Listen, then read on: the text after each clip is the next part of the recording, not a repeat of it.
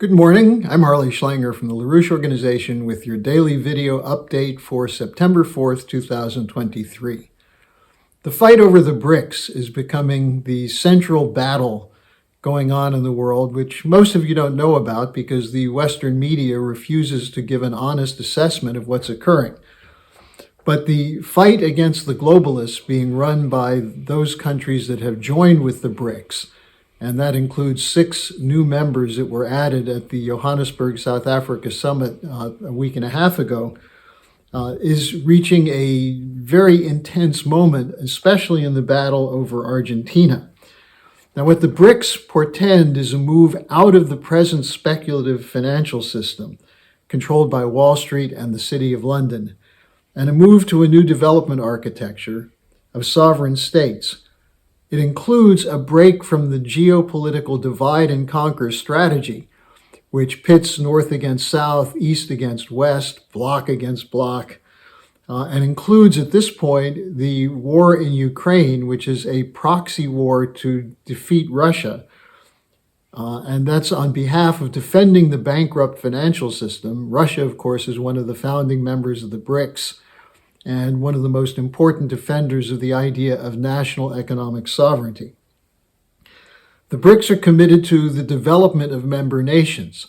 They've established a bank, the New Development Bank, which will begin to make loans for development. And as the chairman of the bank, Dilma Rousseff, former president of Brazil, said, it's a bank for and by developing nations, by the members of the BRICS. It includes trade and investment outside of the dollar system using national currencies. Where this is going is still to be determined. It's a work in progress, but it's what President Putin has described as something which is unstoppable.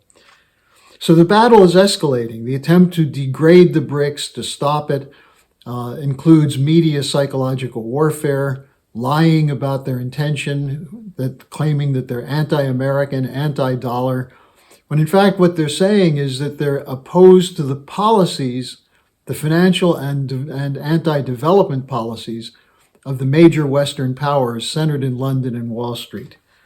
Now, the case of Argentina, which is one of the new members of the BRICS, is something that we're going to highlight in the next days. The Schiller Institute will be putting out a special report on this, which I'll be linking as it comes out in the description section of these updates.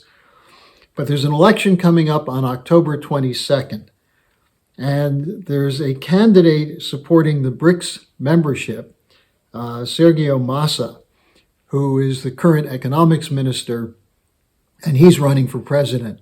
But he's locked in a tight battle, a 3-way battle, which includes the outspoken anti-BRICS candidate, Javier Milei. Now, Milei has a program which is no BRICS membership, replace Argentina's currency with the dollar, break ties with Russia and China, and impose neoliberal austerity policies in defense of the current system. Now, what that would mean is that the International Monetary Fund conditionalities would be imposed fully and would create grinding poverty for Argentina because the IMF never improves a country. The economic hitmen go in and improve the situation for speculators. Now, Wall Street and the City of London are engaged in an attack on the Argentine peso, and they're demanding conditionalities to assure orderly debt repayment. Now, Argentina has a debt of $46 billion to the International Monetary Fund, which is unpayable right now because of the undermining of Argentina's economy overall. What the Schiller Institute is saying is we need an immediate imposition of a debt moratorium, no payments until this thing can be worked out. Secondly, break off negotiations with the International Monetary Fund. Why negotiate with people who are intending to loot you to the bone to keep their insolvent financial investments on the books? Now, this would include an end to speculation against the Argentina currency. by imposing capital and exchange controls. Now, this is a defensive move to prevent people like George Soros and the other financial speculators from wrecking economies through their demand for free convertibility of currencies, such as Argentine's peso, into dollars. And that's been done before. That was the heart of the Asia crisis in 1997, in which Soros made billions of dollars by speculating against currencies of Asian nations. So we'll be putting out a full report shortly. You can look for it on the description section of the update when it comes out. And we're going to be highlighting the fact that this fight is one of the BRICS expressing their commitment to sovereignty against the looting of the corporate oligarchs of the unipolar order. Now, just a couple of other news items. The Ukraine situation seems to be moving into a new level of turmoil. The fighting is continuing. The so-called counteroffensive, which wins a few inches here and there and then loses more. The question now is, how long will the U.S. and Europe continue to send unlimited funds to the corrupt Zelensky government to keep the proxy war against Russia going? More than $100 billion has been sent so far. There's been no certification of where it's going. Ukraine lives are being sacrificed at a high number. There's a new report out which says that in order to keep the economy of Ukraine going, there's a virtual slave labor policy in Ukraine, and I'll have more on that tomorrow. But in the latest developments, there's an announcement of a change in the defense minister. Reznikov has been dumped, replaced by someone with no military experience, but financial experience. Well, is that maybe to keep track of where the billions are going, to make sure that it ends up in the proper Swiss banks? We don't know, but the question now is Reznikov the scapegoat for the failed counteroffensive? But Ukraine's policy, military policy, has been dictated by NATO, which is to continue the war, no negotiations. And the real scapegoat for this should be Biden and the leaders of the Western world, which continue to fund and support this war. There's also a second development in the so-called anti-corruption campaign of Ukraine, which is an important issue because if you're going to be sending unlimited money to a country, which is known as the most corrupt country in Europe, shouldn't there be some accountability for it? Well, there hasn't been yet. But now they are targeting an oligarch, Kolomoisky, who was the person who put Zelensky into office, who funded his campaign. But before that, he made Zelensky a popular figure because his television network sponsored Zelensky's TV show that made him prominent and propelled him into the presidency.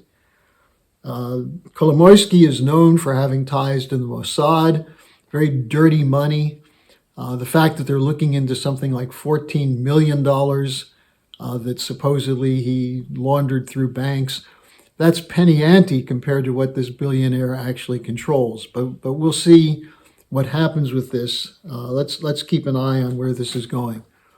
And one other note, the Kishida government in Japan is moving to increase the defense budget in a major way. 13.4% increase in defense spending for Japan. He recently was part of a meeting in Washington with the South Korean president and Joe Biden, which put forward a commitment to a South Korea-Japan-U.S. relationship, military relationship, to contain China and North Korea. But it's part of a coordinated defense policy, which includes global NATO, moving NATO into the Pacific region, extending the AUKUS agreement between Australia, the UK, and the US as part of a preparation for war with China. This is the policy of the oligarchs, and this is why the fight is becoming so important right now. Sovereign nations of the global south are standing up against this, and it's not in the interests of the American people or the people of Western Europe to support these continued war policies, economic policies, austerity policies, green policies. Instead, we do need a new strategic and development architecture. And that's what we're fighting for. And I'd urge you to register for our conference coming up this Saturday, September 9th. The link to register will be in the description section. Circulate it and share this video. Let me just tell you that the Friday video, the last Friday's update, now has over 170,000 views on Facebook, a huge increase. And it's clear that people want to know what is the alternative to the mainstream media. And the best place to start is with the LaRouche organization. So thanks for joining me. I'll see you again tomorrow.